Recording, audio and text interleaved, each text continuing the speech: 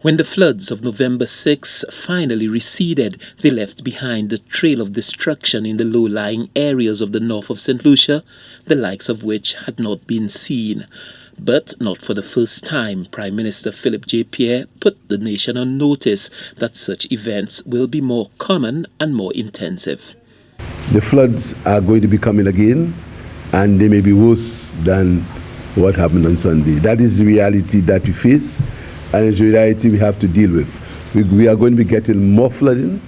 We are going to be getting worse weather. As far as the government is concerned, we have made available $200,000 for the purchase of food and sanitation packets for those affected. We also will give a grant to the Dame Paulette Louise School so the children can get back to school.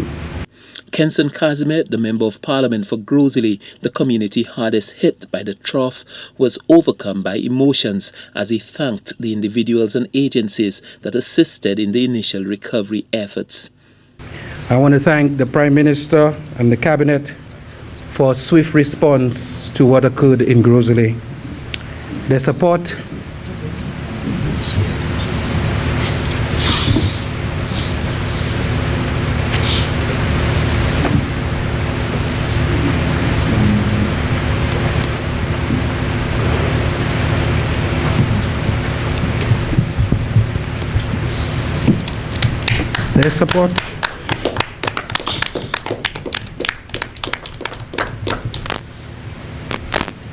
Their support was timely.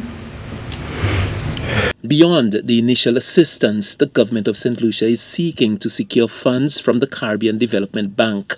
Prime Minister Pierre says the bureaucracy involved in sourcing the funds is frustrating.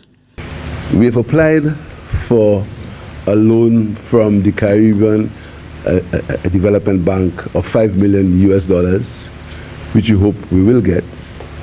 And there is also a grant of $300,000 US. The grant, we have to apply for that grant. There were some issues, whether it was a level 1 or level 2. I think these issues have been rectified. So we should be able to get these funds in as soon as possible. But again, we have to deal with the bureaucracy of the bank and all the documents and all that.